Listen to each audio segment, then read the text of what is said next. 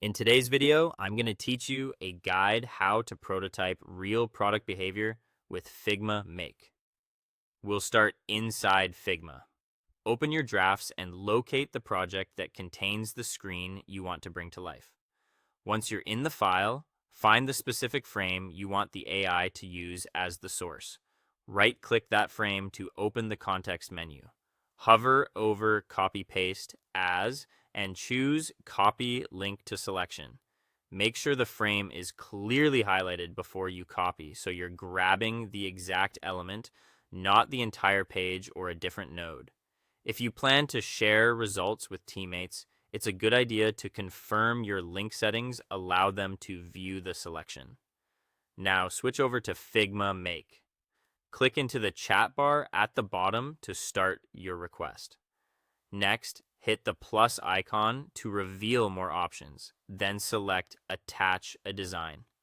Paste the link to the selection you just copied so Make understands precisely which frame you want it to use as context.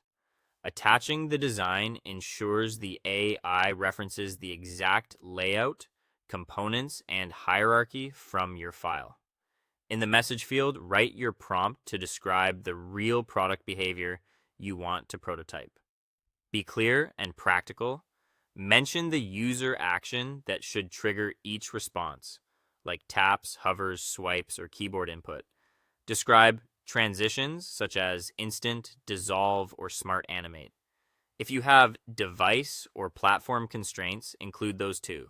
For example, mobile web, desktop app, or tablet. You can call out key flows like sign in, adding an item to cart, or opening a modal, and define how elements should respond, from loading states to error messages. The more specific you are about the expected interactions and outcomes, the closer the prototype will feel to a real product.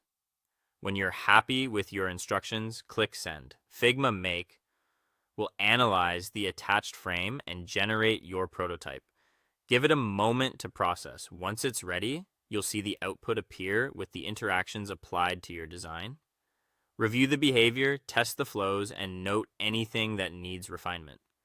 If something isn't working as intended, keep the conversation going in the same chat. Clarify the trigger. Tighten the animation details or ask for alternate states like disabled, hover, or empty.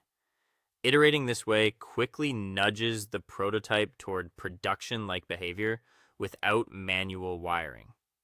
That's all for today. Thank you for watching, and I'll see you guys in the next one.